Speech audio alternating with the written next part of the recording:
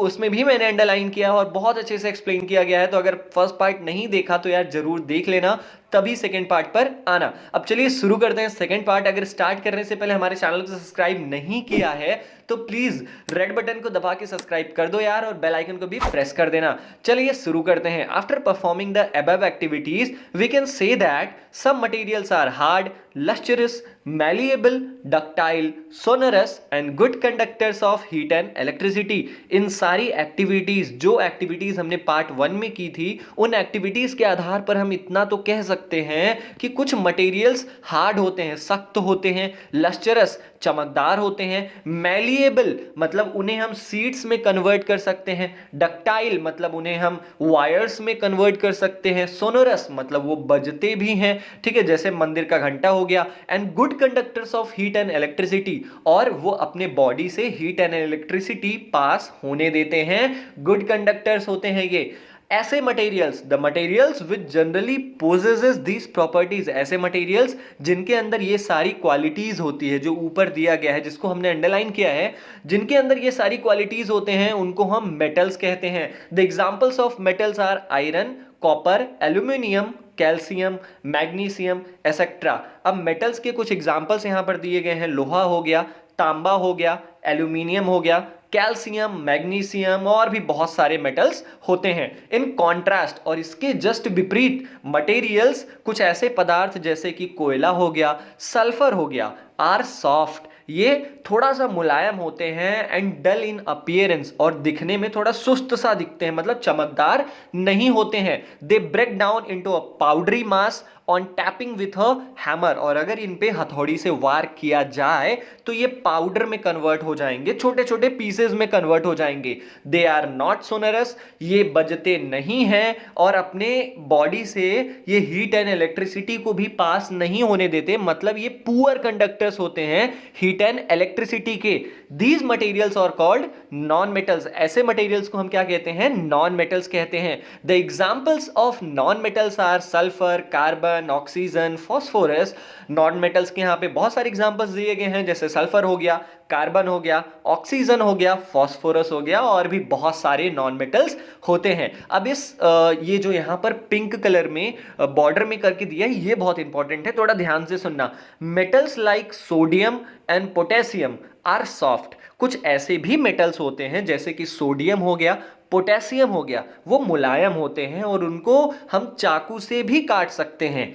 Mercury, mercury एक ऐसा metal है, mercury is the only metal which is found in liquid state at room temperature. Mercury एक ऐसा metal है जिसको अगर रूम में रख दिया जाए, जो रूम का हमारे तापमान होता है, जो नॉर्मल तापमान होता है, उसमें मरकरी लिक्विड फॉर्म में पाया जाता है। These are exceptions. ये तीनों जो मेटल्स हैं, सोडियम, पोटेशियम और मरकरी, ये मेटल्स की प्रॉपर्टी को तो फॉलो नहीं करते, ये सख्त भी नहीं होते, ये साइनी भी नहीं होते, लेकिन ये फिर भी मेटल्स कहलाते हैं, ये अपवाद हैं, ठीक है। 4.2 chemical properties of metals and non metals. अब हम पढ़ेंगे कि नॉन मेटल्स और मेटल्स की केमिकल प्रॉपर्टीज क्या होती है। हमने अब तक देखा कि उनकी फिजिकल प्रॉपर्टीज कौन सी होती है, ठीक है।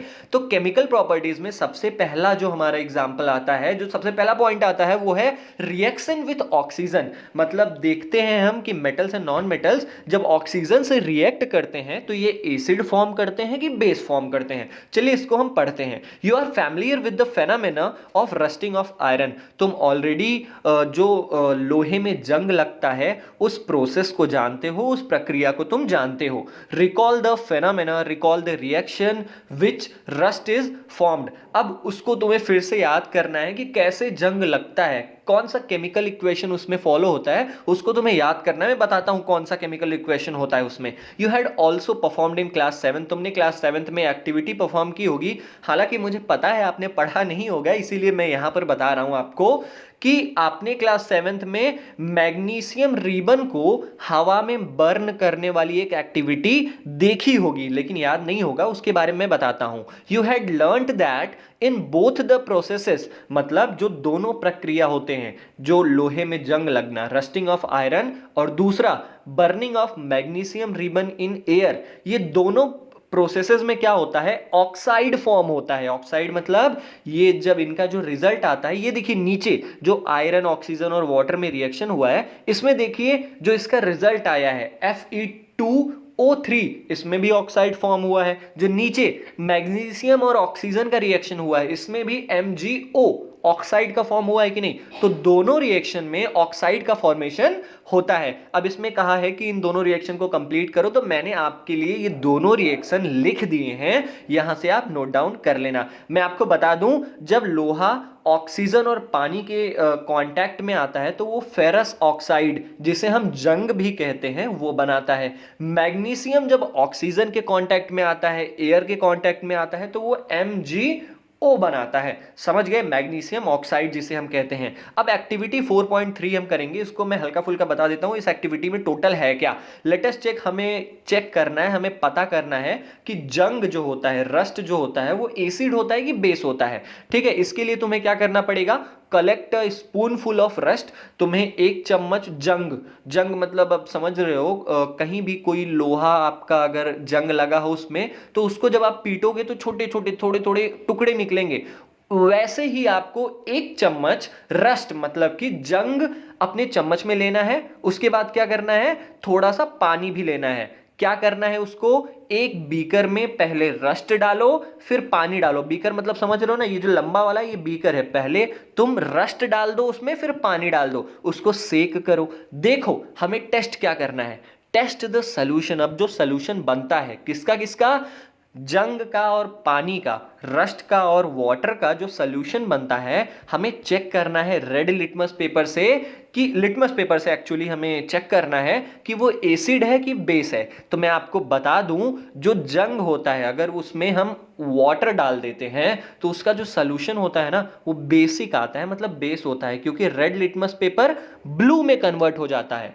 जहां भी हमें ब्लू में आ जाए तो ब्लू का मतलब ही होता है बेस। ठीक है, और रेड का मतलब क्या होता है, एसिड। लाल घंटी खतरे का निशान होता है ना, वैसे ही रेड का मतलब एसिड। ठीक है, आगे चलते हैं हम। ये हमारी एक लड़की है, डस कॉपर ऑल्सो गेट रस्टेड, ये पूछ रही है कि क्या कॉपर में भी जंग लगता है, क्या तांबे में भी जंग लगता है। अब ये आगे कह रही है कि मैंने देखा है कि तांबे का जो बर्तन होता है उसमें हरे हरे कलर का कुछ लग जाता है, वो क्या होता है ये पूछना चाहती है। तो आगे हम ये जो मैंने इंपॉर्टेंट मार्क किया है इसमें हम पढ़ेंगे, व्हेन अ कॉपर वेसल, जब भी तांबे का जो बर्तन होता है उसको हम खुले हवा और यस खुले एयर मतलब कि मॉइस्ट एयर के साथ जो नमी होती है, ऐसी हवा जिसमें थोड़ा थोड़ा पानी की भी मात्रा होना, अगर उसमें हम अपने कॉपर के बर्तन को रख देते हैं ना लंबे समय के लिए, it acquires a dull green coating, इसमें हरे कलर का एक लेयर पड़ जाता है। The green material is a mixture of copper hydroxide and copper carbonate. अब ये जो तांबे के बर्तन में जो हरे कलर का जो लेयर पड़ता है वो किस चीज से मिलकर बना हुआ है, एक तो कॉपर हाइड्रोक्साइड जिसका केमिकल फॉर्मूला है COOH2, और दूसरा कॉपर कार्बोनेट जिसका केमिकल फॉर्मूला है CuCO3। रिएक्शन कौन सा होता है ये देख लो, copper water CO2 plus O2, इतने को मिला के हमारा रिजल्ट आता है CuOH2 मतलब कॉपर हाइड्रोक्साइड, और CuCO3 मतलब कॉपर कार्बोनेट। आई थिंक आपको समझ में आ गया होगा। आगे चलते हैं। Now recall the activity of burning magnesium ribbon. एक बार फिर से याद करिए, जब आपने मैग्नीशियम रिबन को हवा में जलाया था, मतलब Mg, मैग्नीशियम मतलब Mg, ऑक्सीजन, हवा मतलब ऑक्सीजन ना, Mg plus O2 gives MgO। यही रिएक्शन को आपको याद करना था, मैंने आपको बता दिया। The S obtained on burning magnesium ribbon is dissolved in water and tested for its acidic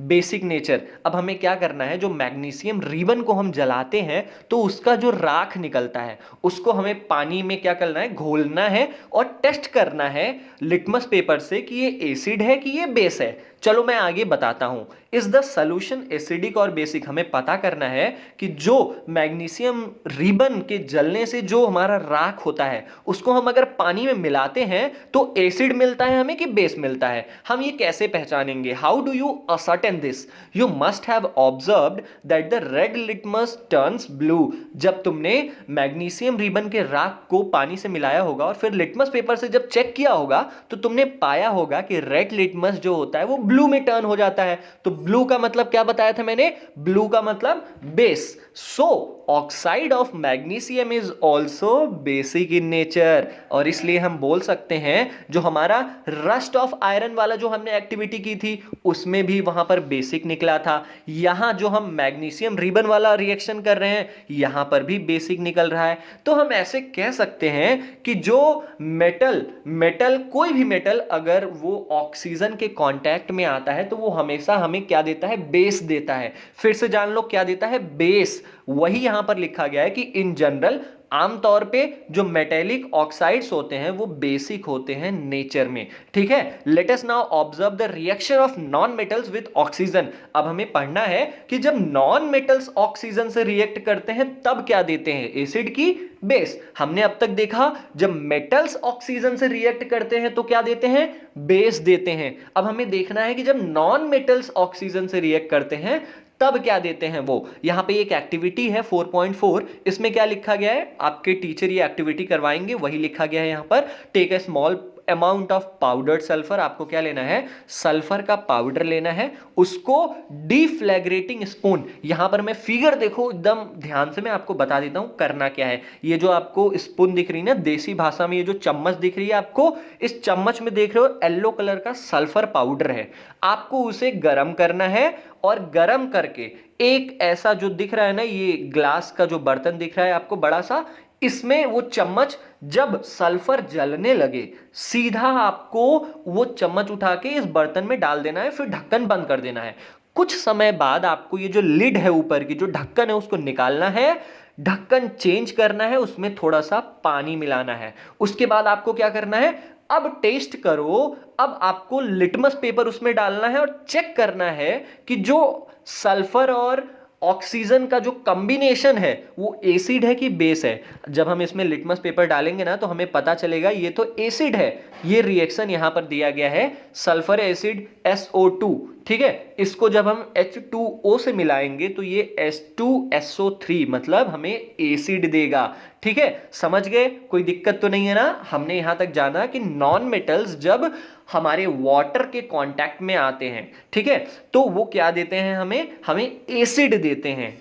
चलो आगे हम पढ़ते हैं यहाँ पे टेबल 4.4। इसमें मेटल्स और non metals in acids and bases हमें बताना है। जैसे यहाँ पे देखो नेम ऑफ द बेस, आपको कोई भी बेस का नाम लिख देना है और वो बेस कौन से मेटल से बना है। हम जानते हैं बेस तो मेटल के रिएक्शन से ही बनता है ना। जैसे हमने ऊपर मैग्नीशियम रिबन वाला पढ़ा तो यहाँ पे तुम लिख सकते हो मैग्नीशियम ऑक्साइड किससे बनता है? मैग्नीशियम से बनता है।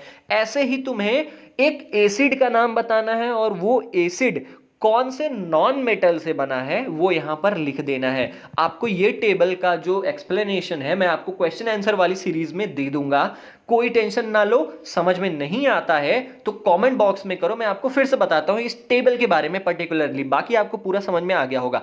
आगे देखते हैं the name of the product formed in the reaction of sulfur and oxygen is sulfur dioxide gas। यहां पर बताया गया है कि जब हम सल्फर को, वही ऊपर वाला जो रिएक्शन मैंने यहां पे बताया था ना वही यहां पर भी बता रहा है। नीचे कह रहा है कि जब हम सल्फर को ऑक्सीजन से मिलाएंगे तो हमें क्या मिलेगा? Sulphur dioxide. सल्फर डाइऑक्साइड मतलब H2SO3। समझ गए ना?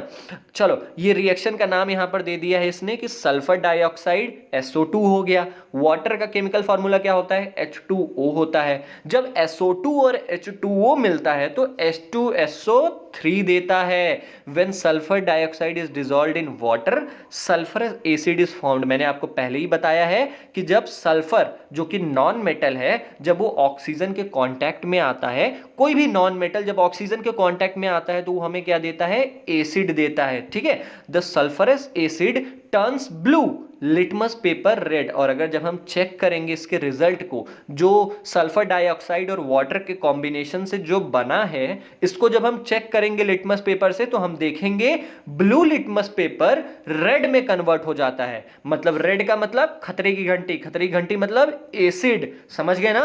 Generally oxides of non metals are acidic in nature. तो हमें इन सारी चीजों से पता चलता है कि कोई भी नॉन मेटल जब ऑक्सीजन के कांटेक्ट में आता है तो वो एक एसिड बनाता है, एसिडिक इन नेचर हो जाता है, ठीक है।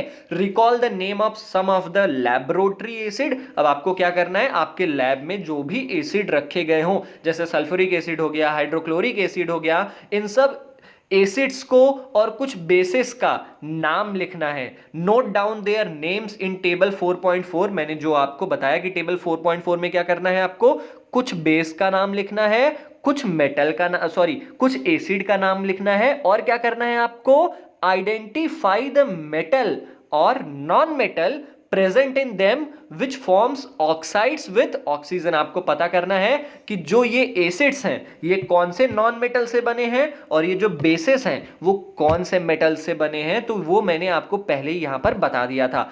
आगे का पार्ट हम नेक्स्ट पार्ट में पढ़ेंगे, जो आगे का चैप्टर का जो पोर्शन बचा हुआ है हम नेक्स्ट पार्ट में पढ़ेंगे। आई होप आपको समझ में आया होगा। अगर समझ में आया हो तो यार वीडियो को शेयर जरूर करना, क्योंकि आपके जैसे ही बहुत सारे ऐसे हैं जिनको हेल्प की जरूरत है, जिनको एक अच्छी एक्सप्लेनेशन की जरूरत है, लेकिन उन्हें मिल नहीं पाती है। तो आई होप वीडियो आपको पसंद आया होगा। मिलते हैं अगली वीडियो में, तब तक के लिए जय हिंद।